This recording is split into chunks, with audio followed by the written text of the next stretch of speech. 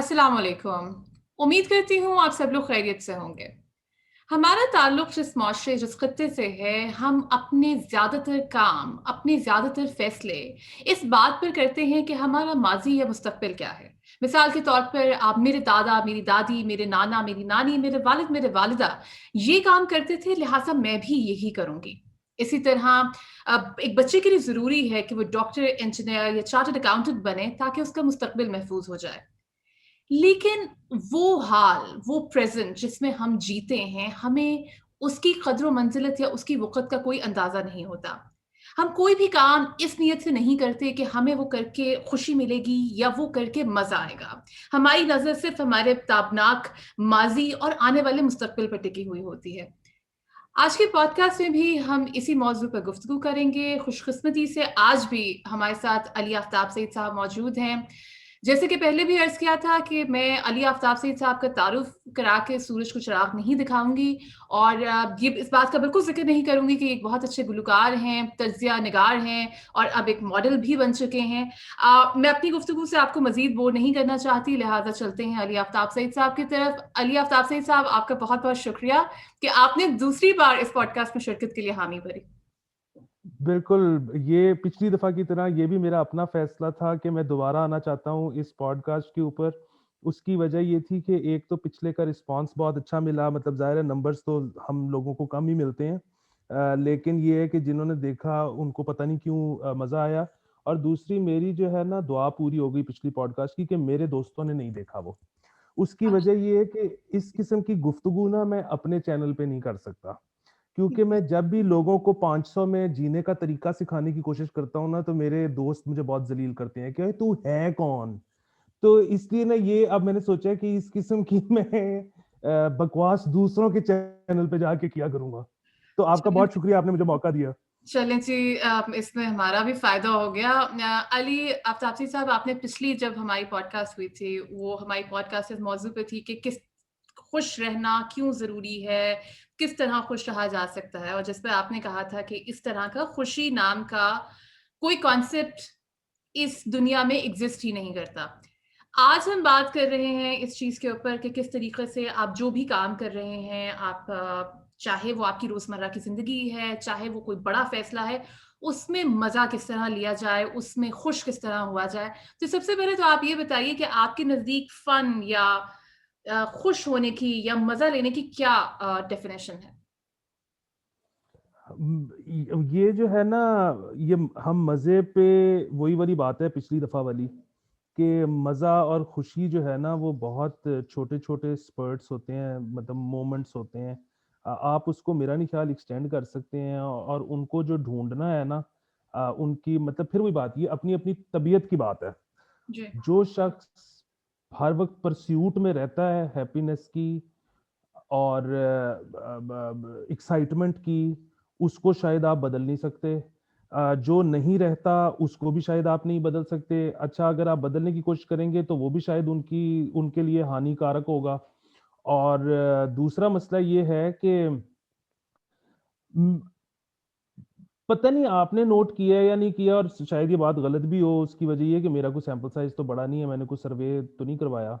लेकिन मेरी अपनी जो है वो ऑब्ज़र्वेशन ये रही है कि जो लोग ज़िंदगी में अवाज़ार रहते हैं, अमूमन वो लंबी ज़िंदगी पाते हैं। हुँ।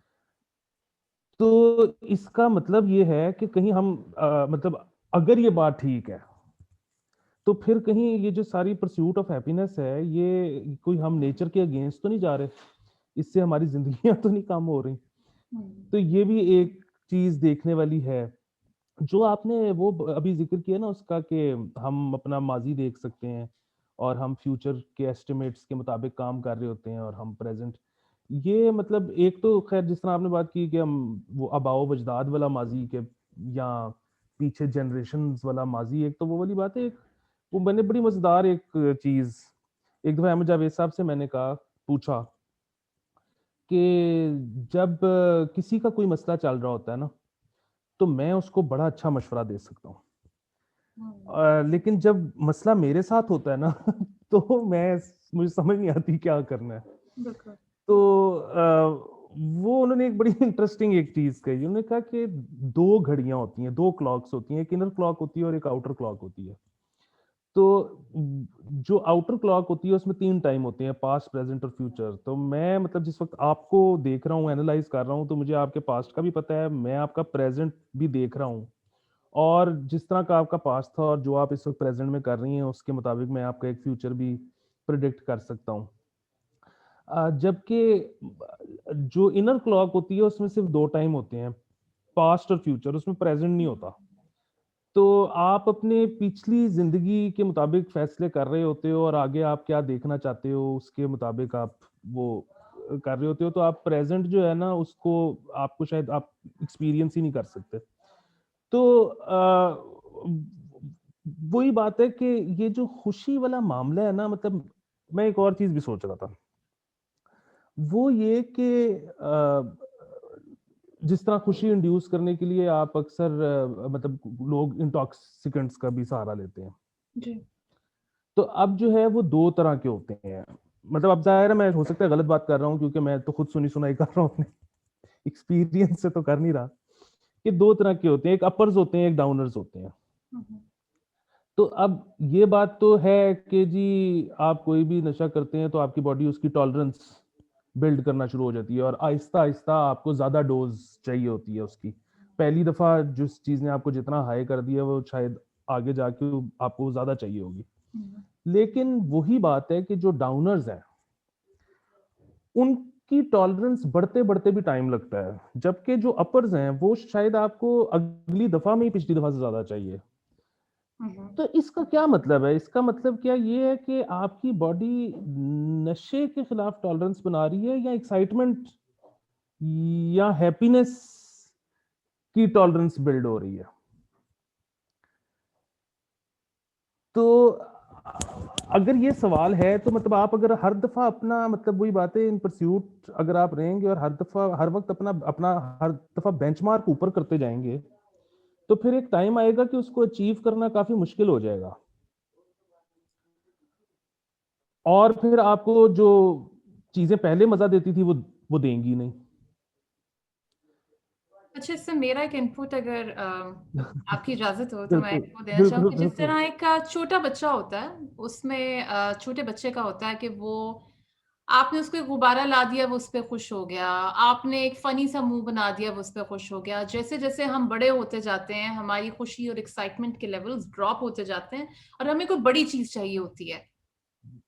सो वो गालिबन एक नेचर का भी ये कोर्स है कि वक्त के साथ-साथ आपकी खुशी और एक्साइटमेंट के जो मसले मसाइल हैं, जो आपके मयार हैं, वो बढ़ते जाते हैं और आपके दुःख के मयार कम होते जाते हैं। जैसे छोटा बच्चा अगर उसको दूध टाइम पे नहीं मिला तो वो रोएगा। हम्म। आप गालिबन दूध टाइम पे मिलने पे नहीं रोएँगे और इसी तरह मुझे ये लगता है कि आपकी उम्र के साथ-साथ खुशी का मयार बढ़ता जाता है और गम का मयार जो है वो बदल जाता है थोड़ा।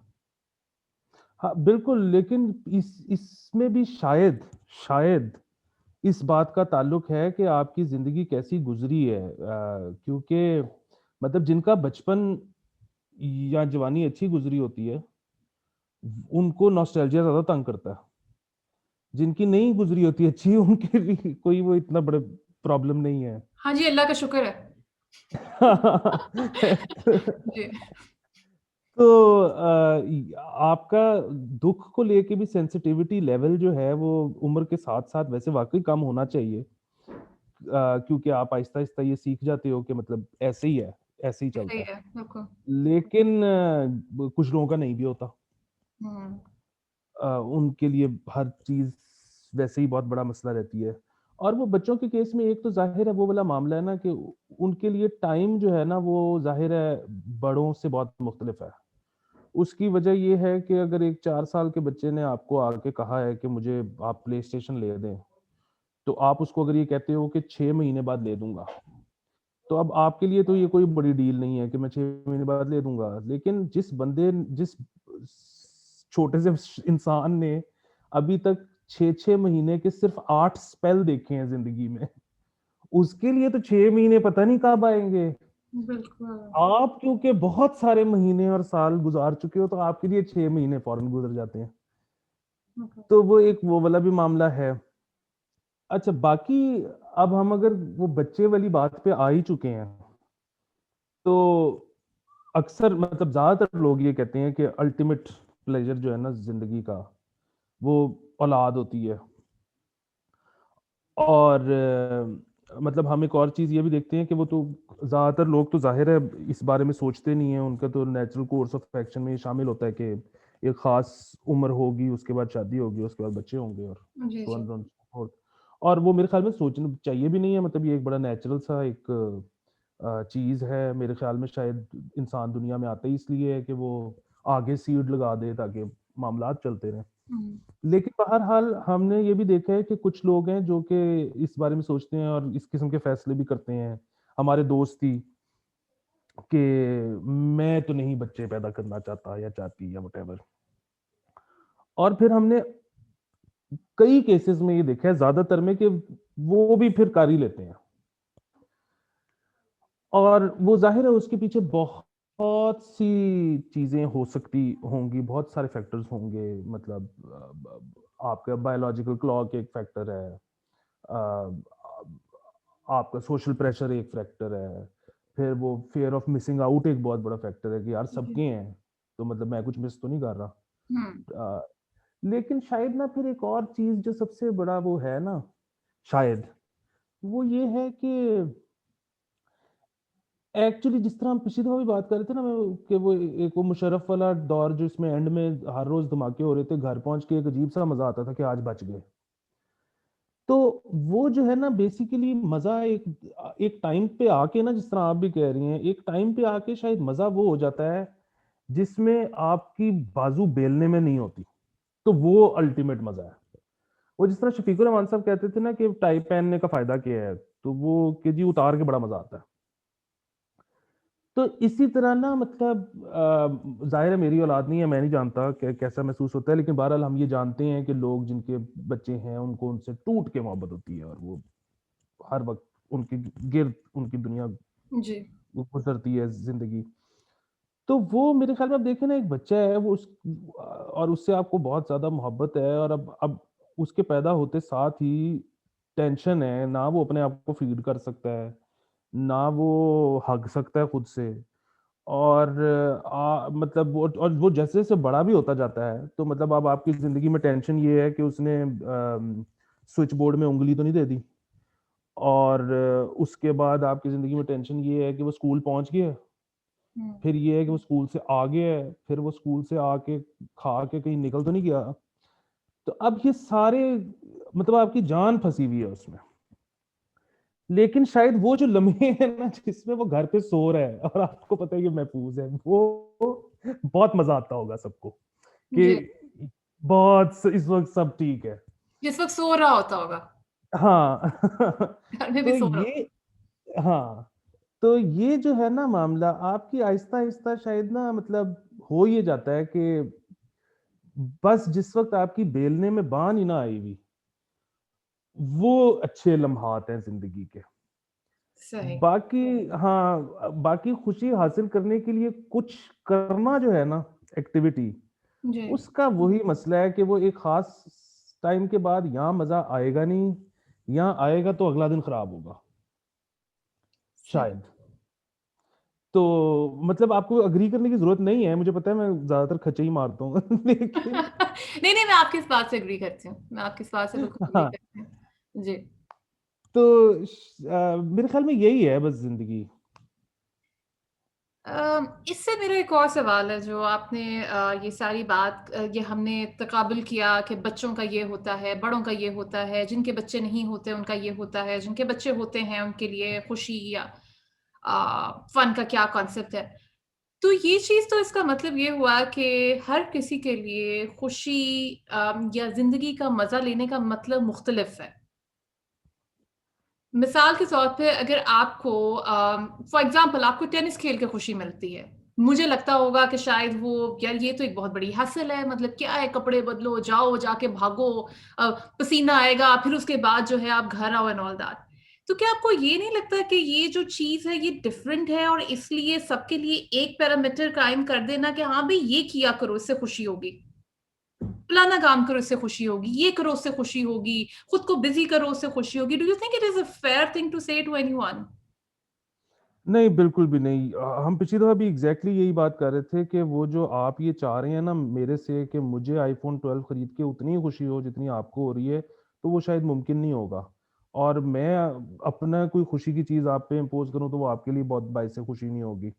और ये जो है ना एक बड़ी अजीब-सी चीज़ है कि एक तरफ हम ये देखते हैं, ये बल्कि मेरे जो ज़रा एकेडमिक दोस्त हैं ना, वो ये अक्सर बात करते हैं कि शायद ख़ास तौर पे when it comes to art schools, तो हम्म। मतलब यहाँ पे कोई हमारे यहाँ पे आर्ट स्कूल्स तो एज़ सच नहीं थे, लेकिन बहरहाल ज़ाहिर है उस्तादी शागिर्दी का एक चक्कर तो था जी मतलब। जी बिल्कुल। तो हमारा शायद जो मेथड ऑफ टीचिंग या लर्निंग था वो शायद गोरे से बेहतर था। मतलब कई दोस्तों का ये ख़्याल है और उसकी वजह ये है कि वो बेसिकली हमारा ये था कि जी शागिर्द उस्ताद से जो कुछ आता है, उसको पहले रट्टा मार लेता है। ठीक है। मतलब उसमें ठीक बातें भी होंगी, उसमें गलत बातें भी होंगी, उसमें ठीक टेक्निक्स भी होंगी, गलत भी होंगी, लेकिन जो कुछ उस्ताद को आता है, शागिर्द उससे पहले वो रट्टा मार लेता है। और जब एक दफ़ा उसके पास वो सारा इल्म आ जाता है जो उस्ताद के पास है, तो फिर वो मज़ीद सीख भी सकता है, उसी में इख्तिरा भी कर सकता है, उसमें जिद्दत भी ला सकता है, अगर लाना चाहे तो। एग्ज़ैक्टली वही रिप्रोड्यूस करता रहना चाहे, जो उस्ताद करता रहा है, तो वो भी कर सकता है, सब कुछ हो सकता है। जी अच्छा, अब जो आर्ट स्कूल्स हैं मैंने सुना है ख़ुसूसन मुल्क से बाहर, उनमें ये है कि वो शायद बड़ा डिस्करेज किया जाता है। अगर आपके मतलब आप फर्स्ट ईयर में अभी दाखिल हुए हो, आपकी शायद 4 या 5 साल की डिग्री है, लेकिन वो आपके काम में किसी की झलक नज़र आए, तो उसको बड़ा डिस्करेज किया जाता है। पहले दिन से कहा जाता है कि तुम्हारी अपनी इंडिविडुअलिटी कहाँ है? अपनी इंडिविडुअलिटी लेके आओ। और शायद मतलब मैं नहीं जानता, लेकिन ये भी बातें मैंने सुनी हैं कि शायद अब के बच्चे क्राफ्ट में वीक इस वजह से हैं क्योंकि वो पहले दिन से इंडिविजुअलिटी पे काम कर रहे हैं। उन्होंने मतलब किसी मास्टर को मतलब कॉपी नहीं किया या उसकी टेक्नीक किसी भी टेक्नीक से शायद पूरी तरह वाकिफ नहीं है। तो इस तरह की बहुत सी डिबेट्स हैं, लेकिन अगर ये बात ठीक है, अगर तो फिर होना तो ये चाहिए था कि इतनी इंडिविजुअलिटी सिखाने के बाद फिर नज़र भी आनी चाहिए थी। या अगर है तो बड़ी अच्छी बात है, लेकिन ये जो अब वही वाली बात कि इस चीज़ पर जो ज़ोर दिया जाता है कि सबको एक जैसी खुशी मिलनी चाहिए या एक ही चीज़ सबके लिए खुशी का बायस होना चाहिए, या हम बड़ी हैरत से ये कि लोगों के बारे में ये कहते हैं कि यार वो देखो फलाना-फलाना तो है, फिर मसला की है उसदी ज़िंदगी च। जी तो मतलब भई वो फलाने-फलाने के अलावा बेतहाशा मसले हो सकते हैं किसी की ज़िंदगी में। जी बिल्कुल बिल्कुल। तो ये एक बड़ी हैरत अंगेज़ बात है कि इस सोशल मीडिया के दौर में, इस तदरीस के दौर में जहाँ पे यूनिवर्सिटीज़ में बड़ा एम्फेसिस दिया जाता है, फर्स्ट ईयर से दिया जाता है कि आपने इंडिविजुअल अपना जो है वो साइड जो है वो दिखानी है लोग। तो फिर क्यों नहीं हो पा रहे या हो रहे हैं तो शायद मुझे नहीं पता। हम्म। या फिर वही है मसला कि हम शायद थोड़े से हमारी जनरेशन अब पुरानी हो गई है। मतलब मेरी बहुत ज़्यादा कोशिश होती है कि मैं यंग लोगों से मिलता रहूँ, जी काम के सिलसिले में भी और चीज़ों में भी। और तो लेकिन बहरहाल हफ्ते में 1-2 दिन मिल लेना और एक्चुअली उसका हिस्सा होना, उस एज ग्रुप का, ये 2 अलग चीज़ें हैं। बिल्कुल बिल्कुल। अ, मैं तो बल्कि मतलब यहाँ तक कि म्यूज़िक भी मेरे ख़्याल में एक बहुत जनरेशनल चीज़ है हम्म। कि मतलब ये भी हम अक्सर हमारी म्यूज़िशियन दोस्तों में ये बहस होती है कि असूलन ये होता है कि आप स्कूल में, कॉलेज में अपना कोई बैंड बनाते हो या कोई गाने बनाने शुरू करते हो और वहाँ से वो आपके ही एज ग्रुप के लोग आपको सुनते हैं, आपके फैन्स बनते हैं या वैसे ही आपको बस आपकी ऑडियंस होते हैं। और फिर बेसिकली आप बड़े होते जाते हो और वही ऑडियंस आप कैरी करते हो हमेशा। तो मैं तो बल्कि जान के मैं तो कोशिश ही नहीं करता यंगस्टर्स के लिए गाने बनाने की। उसकी वजह ये है कि मुझे पता है कि मैं अगर बनाऊंगा तो मैं वो लगेगा कि मैं कोशिश कर रहा हूँ, क्योंकि मेरी वो लिंगो ही नहीं है अब। मुझे बिल्कुल। पता ही नहीं है नीचे क्या स्लैंग्स चल रहे हैं, उनकी लैंग्वेज क्या है, वो किस तरह से वो करते हैं। तो लेकिन बहरहाल ये सबसे वापस वहीं आते हुए मतलब मुझे ये लगता है कि मेरे पास ये और ये हो तो मेरी जिंदगी सॉर्टेड है। और मैं देख रहा हूँ कि आपके पास ये चीजें हैं भी जिंदगी से तंग हो तो और उस पे मुझे हैरान होने की कोई जरूरत नहीं है कि भाई उसके पास तो यही है, फिर मसला क्या है भाई। सबके मसले अपने हैं, सबकी खुशियां अपनी हैं। बिल्कुल। अच्छा, अली, अब एक और सवाल, जो कि यही वाली बात जो हम ये बात करते हैं कि अच्छा भाई फलाने के पास तो ये सारा कुछ है, जैसे we talk about first world problems जो लोगों के होते हैं कि ओहो मेरा आईफोन का चार्जर टूट गया, या जो एक प्रिविलेज के मसाइल होते हैं। लेकिन वही वाली बात है कि मसले तो सबके हैं और हर किसी के लिए उसका मसला बहुत अहम है।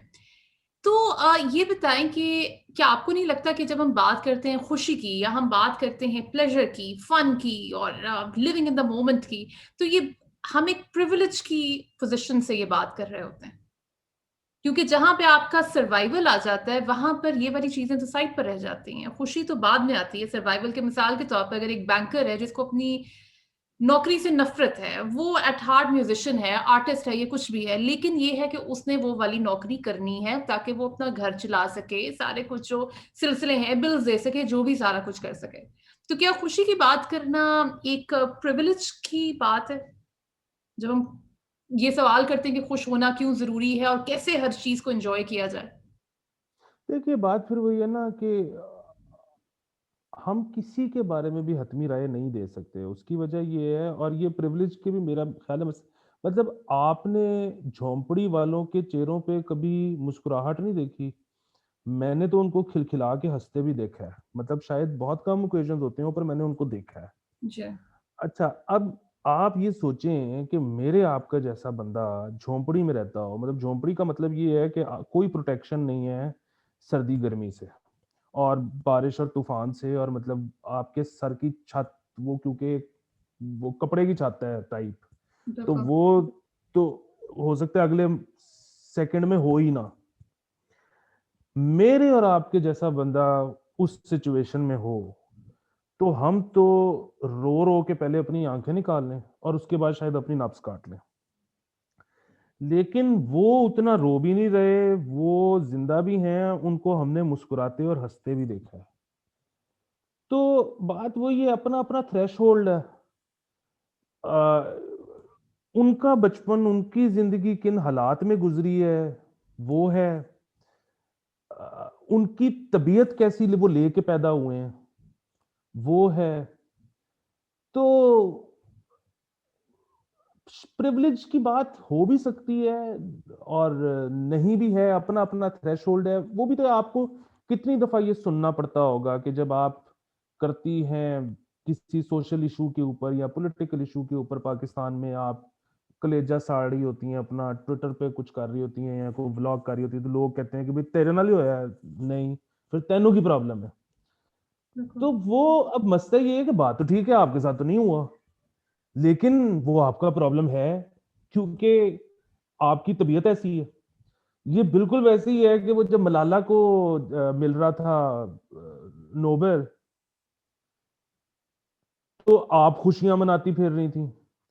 तो बंदा पूछे कि भाई तेनू मिले नोबेल? नहीं, लेकिन भाई मेरी है अब इसमें चीज में खुशी कि मलाला को नोबेल मिला है। तो ये अब मतलब हाँ ठीक है, इसको आप ये कह सकती हैं कि ये एक प्रिविलेज है, और ये प्रिविलेज सिर्फ अ, पैसे की वजह से नहीं है। ये प्रिविलेज एक मतलब आपको इंटेलेक्चुअली एक खास किस्म का माहौल मिल गया, शायद घर पे या शायद दोस्तों में या शायद यूनिवर्सिटी में या शायद किसी और मुल्क जाके या जो भी, जिससे आपकी वो इंटेलेक्चुअल नशोनुमा अब इस किस्म की हुई कि आप लोगों के गम में अपना गम महसूस करती हैं और लोगों की खुशी में अपनी खुशी महसूस करती हैं। ये शायद सबको नहीं मिलता। अब फिर वही बात, ये अच्छी बात है या बुरी बात है पता नहीं, बिल्कुल। लेकिन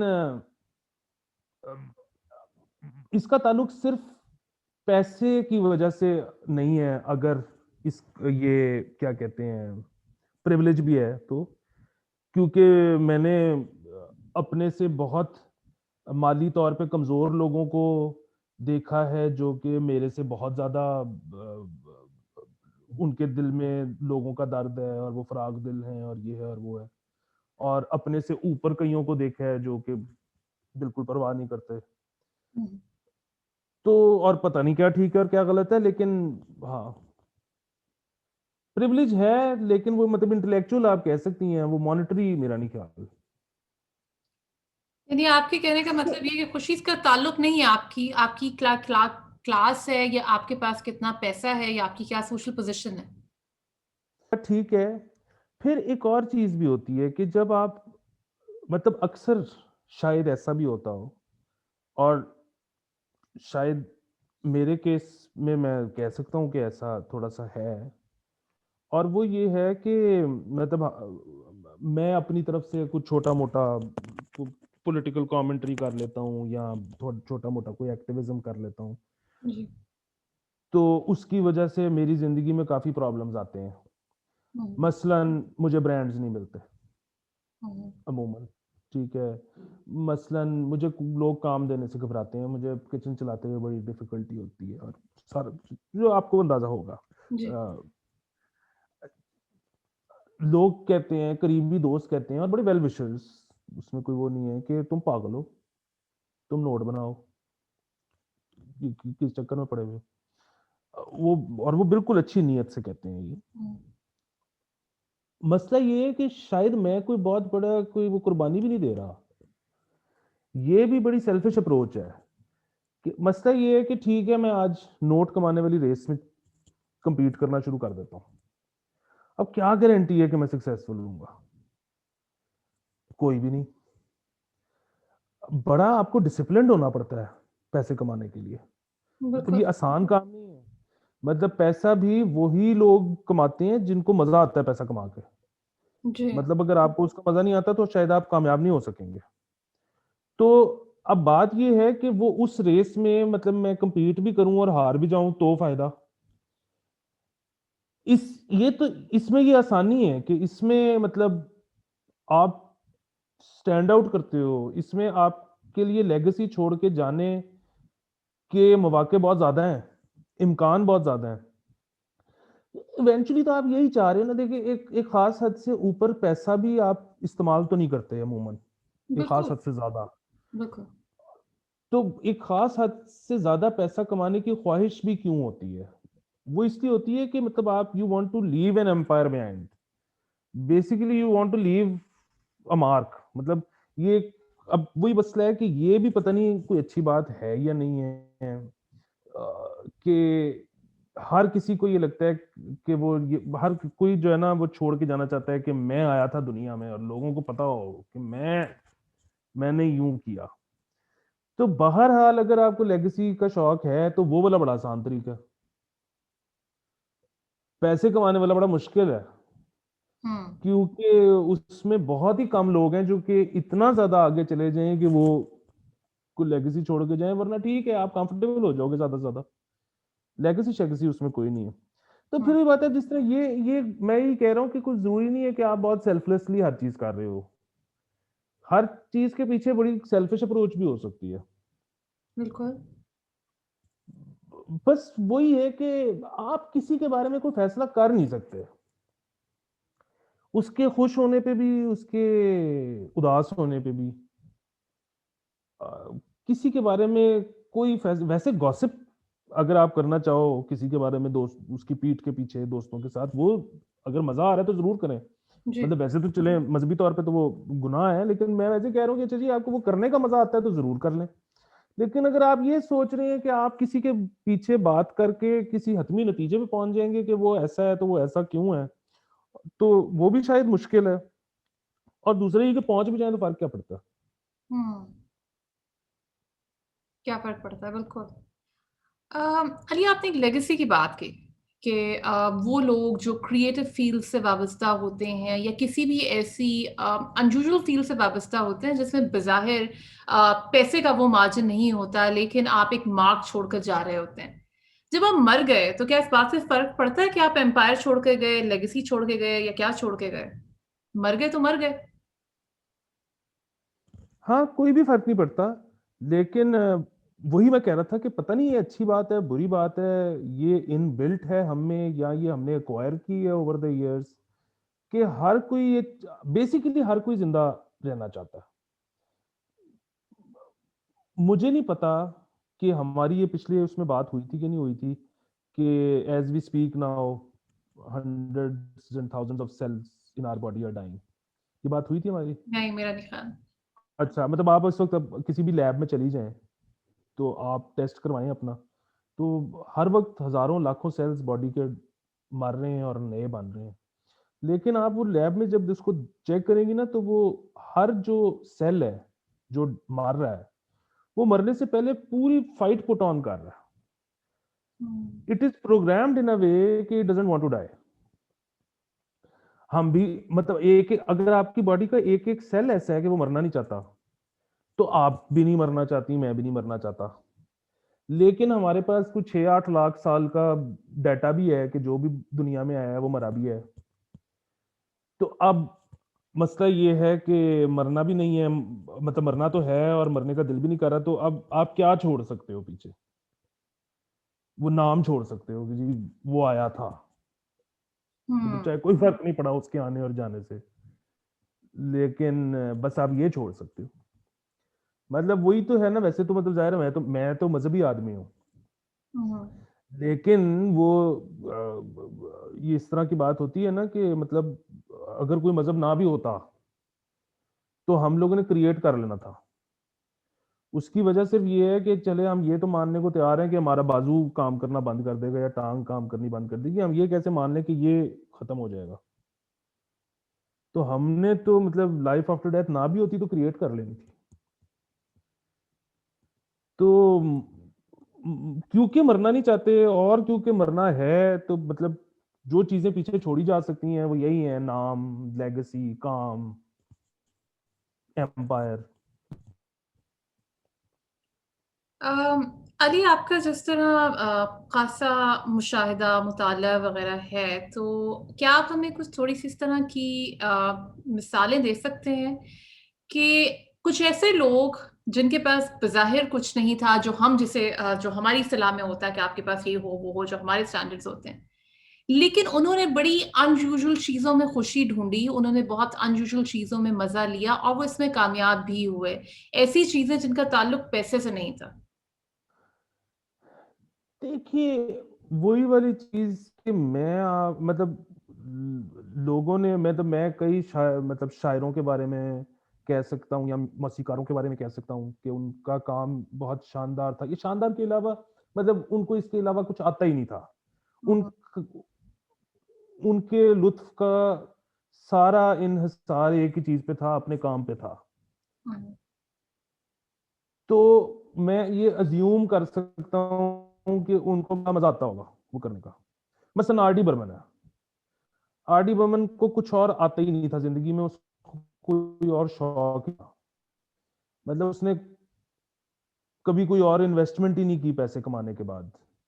उसने सिर्फ़ मौसीकी ही करता रहा। हुँ, हुँ, और उसने मौसीकी में इतनी-इतनी ऐसी-ऐसी चीज़ें बनाई जो आज तो ज़िंदा हैं ही, लेकिन आराम से ये कहा जा सकता है कि अगले 50 साल तक वो लोग नहीं भूलेंगे। हुँ। तो उसको उस वक़्त मज़ा आया होगा बनाते हुए। लेकिन फिर वही बात, उसकी ज़िंदगी कोई प्रोबेबली इतनी खुश नहीं थी, मतलब वही बात है, काम के वक़्त उसको खुशी मिली होगी, लेकिन उसके अलावा बड़े प्रॉब्लम्स थे, हमें पता है। मतलब पब्लिक फिगर्स का तो एक ख़ास तौर पे ये मसला होता है ना कि उनके बारे में आप बहुत सारी चीज़ें जानते हो। जी। तो आर डी बर्मन का मसलन मसलन कि उसकी पहली शादी ना चल पाना, मतलब शायद उसको दुःख हुआ होगा, मतलब आई डोंट नो, पर शायद हुआ होगा। उसकी दूसरी शादी जो है वो अनकन्वेंशनल होना, मतलब शायद उसके लिए खुशी का बायस हो शायद, उसको दुख होता हो, उसकी औलाद ना होना पता नहीं उसके लिए क्या था। लेकिन ये सारी पर्सनल चीजें तो छोड़ के उसके साथ इतना अच्छा काम करने के बावजूद, जैसे सुभाष घई ने उसको रिप्लेस किया माय नेम इज लखन में लक्ष्मीकांत प्यारेलाल के साथ, जैसे उसको हार्ट अटैक हुआ, जैसे वो जाके मतलब एक दौर जिसमें उसकी मोहल्ले के एंड तक गाड़ियों की लाइनें होती थी प्रोड्यूसर्स की, उसने वो दौर भी देखा कि उसको काम ही नहीं मिल रहा और वो एजेंसीज पे जाके बैठा हुआ है, धक्के खा रहा है कि मुझे काम दे दो। तो फिर वही बात है, जिंदगी तो ऐसे ही है कि मतलब अच्छा वक्त है, फिर बुरा वक्त है, फिर अच्छा वक्त है, फिर बुरा वक्त है। अब जाहिर है वो हर एक का अच्छे और बुरे का वो थ्रेशोल्ड डिफरेंट है। बिल्कुल। मतलब वही बात, मैं तो मुझे थोड़े दिन कुछ मेरे साथ मतलब थोड़े दिन को मेरे बहुत अच्छे गुजर जाए ना, तो मुझे तो धड़का लग जाता है कि अब पता नहीं क्या बुरा होने लग गया। तो मैं तो खौफज़दा ही बड़ा रहता हूँ। हम्म। और पता नहीं शायद ये चीज़ बुरी चीज़ों को टालती भी है कि अच्छा। एक बंदा वैसे ही खौफज़दा है, वो वैसे ही परेशानी का शिकार है बगैर किसी वजह के, उसको ये धड़का लगा हुआ है कि कुछ हो जाएगा। तो शायद फिर कुदरत वो होने भी नहीं देती कि यार एक बंदा वैसे ही परेशान है तो उन्हें और क्यों करना है। और क्या तो करना। ये भी एक टेक्निक है, कभी कभी अपना के देखें कि एम ही परेशान रहना शुरू कर दें, तो फिर शायद जो है ना मतलब कोई ऑब्जेक्टिव प्रॉब्लम्स शायद होने आपकी जिंदगी में आने खराब हो मतलब खत्म हो जाए। अच्छा, मैं ग़ालिबन आपकी इस बात से एग्री नहीं करती, लेकिन वो फिर वही वाली बात है कि वो मेरी एक ज़ाती राय है। अच्छा, अली, बिल्कुल आप इस पॉडकास्ट के इख्तिताम पर अगर हम इस चीज़ को सम अप करना चाहें, तो क्या मैं क्योंकि पॉडकास्ट के इख्तिताम पे जो मेरा ख़्याल था, मैं आपसे ये पूछूँगी कि आप आखिर में अगर लोगों को एक पैगाम दे सकें कि किस तरीके से हर चीज़ में मज़ा लिया जा सकता है, मज़ा लेना भी ज़रूरी है या नहीं है। तो आपने जो ये अभी टिप दी है कि कुछ भी अच्छा हो रहा हो लेकिन सारा वक़्त डरे रहो और सारा वक़्त परेशान रहो और सारा वक़्त ये सोचते रहो कि बस कुछ बुरा होने वाला है, तो क्या ये आपका मैसेज होगा लोगों के लिए? बिल्कुल बिल्कुल मेरा मैसेज है। मैं अक्सर वो होता था ना, मैं सोचता था पहले, जरा मैं जब उम्र कम थी तो ज्यादा सोचता था।